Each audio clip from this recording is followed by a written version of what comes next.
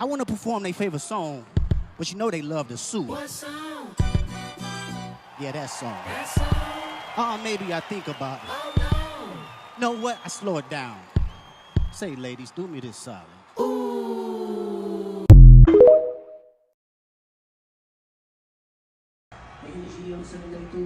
Everybody must be judged. Do you understand what he's saying? Nope. Why don't they have words at the bottom so that you can understand what he's saying?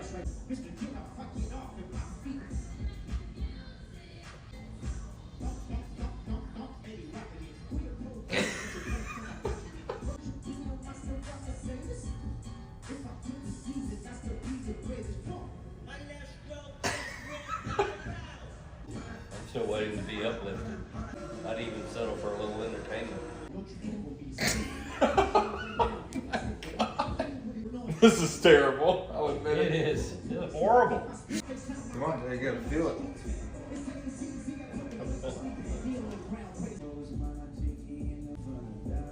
Can we get some closed caption on this? I can make it. I'm trying to hold it together.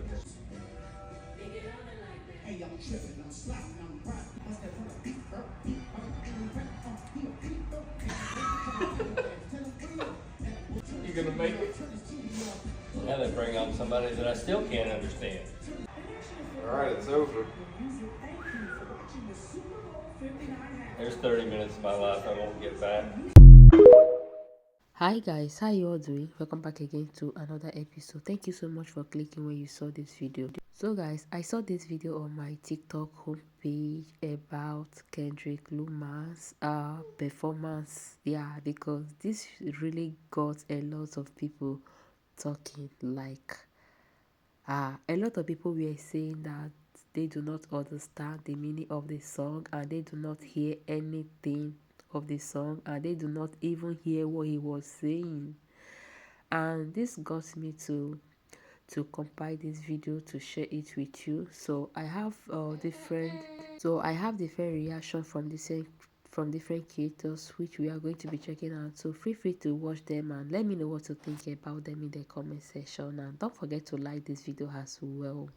So guys, I did it! Oh my god, I did it! We start with a game loading. As you can see, the loading bar, and these are references for a PlayStation game, and he's trying to tell you that every time that we hear the word game, we're not talking about the NFL, we're talking about the game and the journey that he's about to take us on, which starts here with him. Now here you're missing a point, because yes, his Uncle Simon represents imperialism, propaganda, patriotism, but what else, child? What else? Here he's talking to everybody, and I love this part. Now here he says, welcome to the great American game, and he's not talking about the NFL game, okay? He's talking about this game of everything that we have to go through to get to the American dream, all right? And this performance also represents not only our lives, but all the challenges that Kendrick has to go through to get to his American dream, to make it into the music industry. Now here he says, welcome to the great American game, and he's not talking about the NFL game, okay? He's talking about this game of everything that we have to go through to get to the American dream, all right? And this performance also represents not only our lives, but all the challenges that Kendrick has to go through to get to his American dream, to make it into the music industry. Here we get Kung Fu Kenny giving us a sneak peek into his upcoming project. And the lyric says, it started with nothing but government cheese, but now I can seize the government too. And who is looking at this? That's right in your face. And he goes ahead and says the revolution is about to be televised, referencing Jill Scott 1971, saying, not all the revolutions start with the people in power. Oh, picked the right time, but the wrong guy. Oh. And after these two bars, he goes ahead and says, someone better squabble up, which is, someone better get ready to throw hands, which provokes to Uncle Sam to tell, too loud, too reckless, too ghetto, which is what the elites want, for you to accommodate to them. Then he asks Kendrick, do you really know how to play the game? Don't you know that you have to the F up and do what you're told? To which he replies, oh yeah, that's what America wants, and transitions into humble, to be modest, to do what you're told. And here we get a divided America representing today's tension. But he needs to speak up, so he challenges the game, and the game tells him, warning, wrong way, as we transition into DNA. A song that critiques systemic oppression and that celebrates Black excellence, because what month are we in? Yeah, that's right, Black History Month!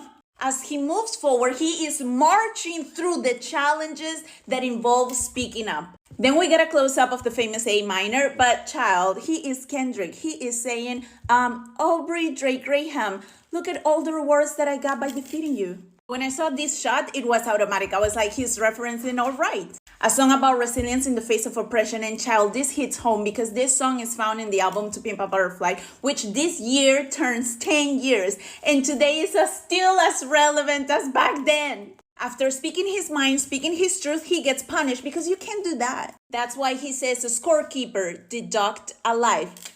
After performing Peekaboo, he goes ahead and says, I want to perform their favorite song, but you know they love to sue. And the shots were fired, referencing Drake suing his label for promoting the Winning This, Not Like Us. And here it gets personal. Look at this. We move into the S of SZA, who's about to sing, but who's also Drake's ex-girlfriend. Now, this is a sneak peek of the upcoming tour. Oh, SZA, you were amazing, girl. I'm obsessed with you. I just cannot. And so we move into All Stars, a nice mainstream pop song. So he says, that's what I'm talking about. That's what America wants, as to say, don't give me no deep message. This is the Super Bowl. Give me the fireworks. To which he replies, 40 acres and a mule. This is bigger than the music, child. A broken promise from the government. And we've heard this before. 40 acres and a mule, a piano, a guitar, anything. Another bar. They try to rig the game, but you can't fake influence. And then this shot. Now, sure, she's there because she's black. She's doing the crip walk because she's from Compton. But child, you're missing the point. She's there because she is Drake's ex. And she wants to make sure he gets that she doesn't give up about him. This part blows my mind. So as we are in Not Like Us, a dancer takes out this flag. While all of that is happening and bodyguards are trying to tackle him, he transitions into Turn the TV Off, a song about the influence of the media on us. And if you didn't see it, it's because the media will only show you what they want you to see. When he says turn the TV off, he's saying the message has been delivered. Now you go to the streets and do what you gotta do because I'm done. Game over. Now that you know, I hope that you understand that Kendrick was the only right option for this year's halftime show.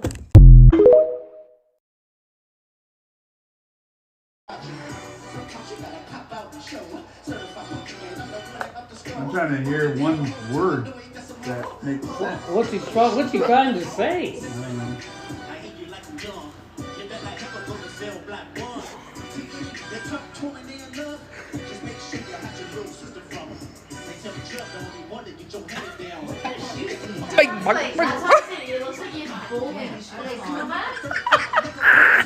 I'm dying.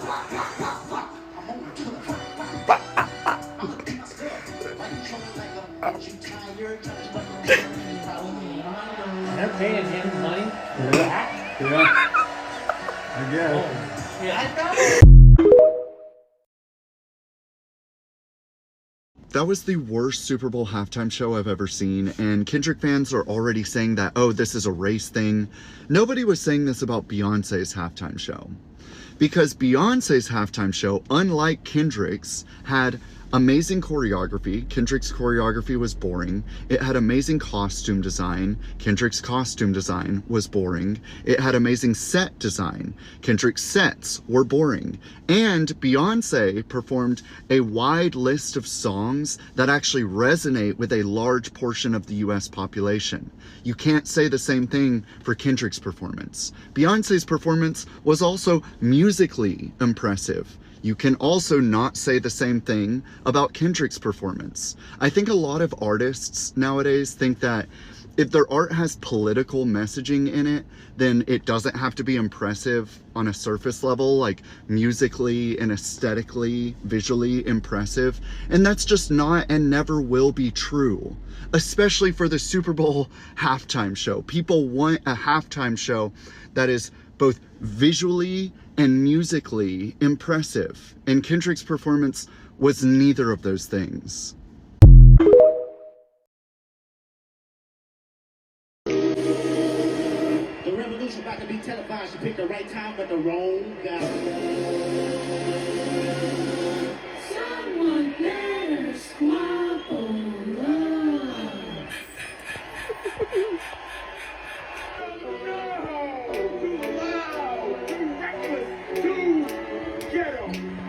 No. Do you really know how to play the game?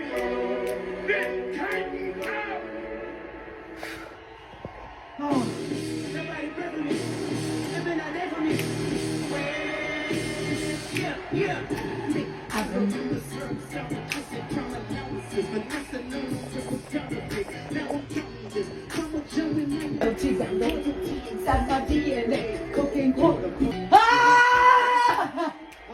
I think about it. Oh! You know what? I slow it down. Say, ladies, do me this side. Oh, you done lost your damn mind. This world. Oh, I love this song. Give it to him, give it to him. Are we locked in? Yeah, sweating. I'm sweating. Oh, Jesus. Oh. This was not it at all. For me, when it comes to halftime shows, I feel like they should be entertaining. There is absolutely nothing about this performance by Kendrick Lamar that was entertaining whatsoever. Bro was boring as hell on stage. They definitely should have brought fucking Lil Wayne out. Lil Wayne would have went crazy. Being in New Orleans, I think that was a missed opportunity that they will never get back. This was probably one of the worst halftime performances I've seen. Shit, they would have been better off bringing Chris Brown out. Chris Brown would have killed that show. When it comes to halftime performance, you need people that's entertaining, that's gonna get the crowd going, get you hyped up. Especially when you're sitting in your living room watching the performance, you need to feel the energy. There is absolutely no energy whatsoever on that stage. It was like bro was thinking about Drake the whole time. He couldn't wait to play that one funky ass song. Probably one of the worst Super Bowl performances I've ever seen. They missed this opportunity, man. They missed this opportunity by not bringing out Lil Wayne or somebody that's more entertaining. Kendrick Lamar is a lyricist, but he's not an entertainer. He's not an entertainer. I just watched that entire halftime performance sitting next to my white boomer parents, and it went right over their head. Meanwhile, I'm sitting in my seat like, oh, yeah, I don't know what's going on. Then I hop onto Facebook to see more of my elderly boomer family complaining, oh, that was the worst halftime performance I've ever seen. I couldn't understand a single word of what he was saying. To which I must respond, if you are a fan of Kendrick, you would understand loud and clear what he was saying. Most people who perform at the halftime show get up there with the sole purpose of entertaining you. But no, Kendrick took the platform he was given and he got up there and sent a message. And if you didn't understand that message was not meant for you. MAGA is super upset at the halftime show at the Super Bowl. Kendrick Lamar, top 10 performance of all time. But it didn't stop MAGA from screaming DEI. Charlie Kirk saying, this music is not my style. Or how about Jack Poso saying, DEI halftime show? Or about this one that's very clever. This halftime show was rejected at the ballot box, even though it wasn't really rejected. Or this one. This one's really clever, guys. Kendrick Lamar says turn this TV off before ending his Super Bowl halftime performance. He should have told us that at the beginning of the performance. Only MAGA would turn something that was honestly a top 10 performance by Kendrick Lamar into something about DEI. And we all know why they were screaming DEI, because it's the same reason that they didn't vote for this awesome woman right here, Kamala Harris. I'll let you fill in the reason on why you think they were not in support of this halftime show. No, because I'm tired of you guys deliberately misunderstanding the whole point of Kendrick's Super Bowl halftime show, and I need you guys to gain some media literacy, please. And if you didn't understand it, that's okay. Let me just show you. Because I will not be shutting up about this for the next billion business days. Okay, so bear with me because I literally just Googled the halftime performance and took as many screenshots as I could. But having Samuel L. Jackson represent Uncle Sam is huge for so many reasons. First of all, Uncle Sam used during wartime propaganda to show like the typical like American man, quote unquote American man, was white, was like, you know, etc. Having him be a black man, and not only that, have him be Samuel L. Jackson, which is part of so much cinematic history and usually portrayed these really sinister, vile characters, have him portray America in this current context is already insane. Like, it's, oh my god, so good. Plus, side note, beautiful costuming. Anyways, so having Samuel L. Jackson be there, be kind of the ringleader, let's say, of the whole ceremony, and policing Kendrick and what he has to say is symbolic on so many levels. Having him say, oh no, you're being too loud, you're being too this, you're being too ghetto. He said the word ghetto, is so symbolic. And then once Kendrick is in a more silent and slow ballad part, he says, see, this is what the American people wanted, like this is what they wanted, etc. And he gets interrupted by Kendrick starting to play Not Like Us, which he had previously said as Uncle Sam, like, oh no, we don't want that, it's too this, it's too that. And so deliberately going against him and saying that is so symbolic as well. But then let's get to one of my favorite parts here. Again, I'm sorry about the picture, but this whole scene was absolutely insane. Having, first of all the dancers dressed up in red, white, and blue, symbolic. Having them all line up like the American flag, symbolic. Having it split down the flag, symbolic. So they had all the dancers, who were black, by the way, represent the American flag, so the U.S. While the current administration is trying to remove all traces of DEI from this country's history, from its current political nature, from everything relating to society, is so symbolic. And having Kendrick be like, no, see, we're here, and this is the USA, and having them all lined up like that, and then go down, like walk down and touch the floor, which is a huge no-no for anyone in the US. Like, you're not supposed to have the American flag touch the floor. Like, it's really bad luck and it's extremely disrespectful. And so during the song Humble, having all of the dancers go down and touch the floor, like, it's, oh my god. And then having Kendrick in the middle showing the divide of the United States is also absolute insanity. And also I love the costuming, like, they were all so good, but like, there's so much symbolism happening all the time. It's so in your face, but also like you have to dig deeper for it. And so, oh my god, like, this is one of my favorite parts. Now for this part of the set design, I haven't really seen anyone talk about it yet. Like, I've only seen a couple of videos of this whole performance as a whole, but it was mainly people just talking about the main facts and points and things like that. But I just want to take a moment to talk about all of this, because someone that I was working with was saying, oh, like, it's so boring, like this, that, whatever. And I'm like, no, it's symbolic for so many reasons. But like, obviously, like, you see the X, the circle, the triangle, etc. It's supposed to look like a PlayStation. Why? Because they're playing the game of life. They're playing the game of the great American dream. They're playing with people's lives, and having the main center part, I think, prove me wrong, but I think it was supposed to look like a street, but also kind of look like a prison jail yard. Okay? Bear with me.